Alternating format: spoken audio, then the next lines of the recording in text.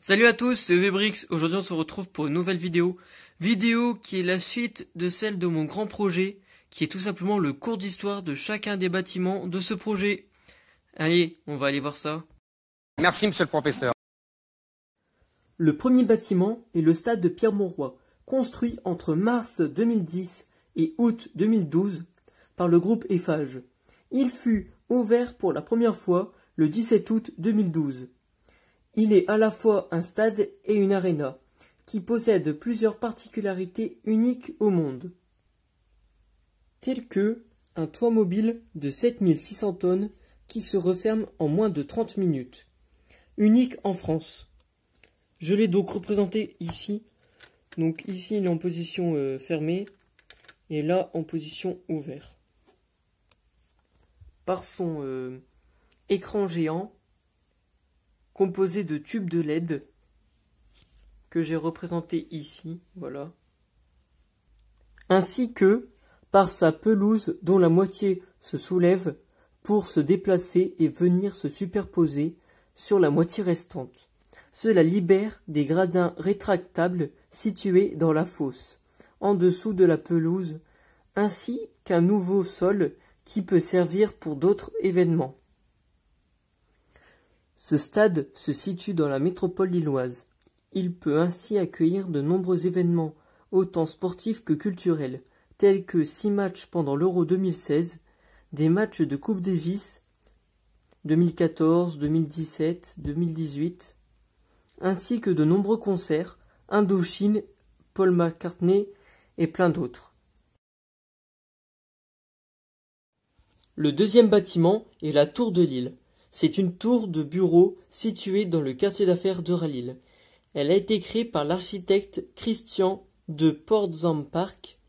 La tour a été construite entre 1994 et 2001, incluant la construction de la gare Lille-Europe, car cette tour emblématique de la ville de Lille surplombe cette gare. Haute de plus de 120 mètres, elle comporte notamment 19 étages. J'ai en outre représenté la gare Lille-Europe ici, en dessous de la tour de plus de 19 étages, avec son petit TGV.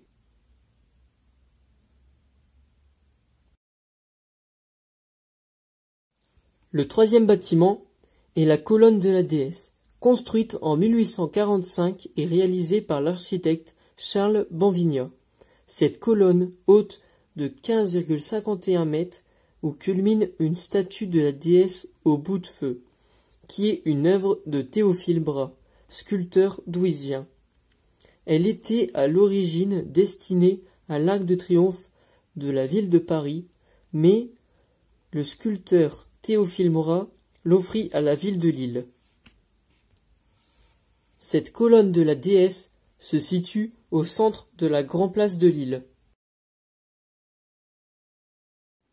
Le quatrième monument est la vieille bourse de Lille.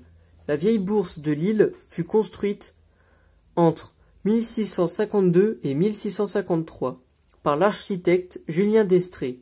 Ce bâtiment d'architecture maniériste flamande est composé de 24 demeures identiques qui renferment une cour intérieure, lieu où les bouquinistes, les fleuristes, les joueurs d'échecs et les touristes se donnent rendez-vous aujourd'hui. La vieille bourse de Lille est classée au monument historique. Elle se situe à la Grand Place de Lille. Le cinquième monument est le beffroi de Lille. Le beffroi de Lille a été construit entre 1924 et 1932 par l'architecte Émile Dubuisson, de style art déco et néo-renaissance flamande. Il est le plus haut beffroi d'Europe. Il culmine à 104 mètres de haut.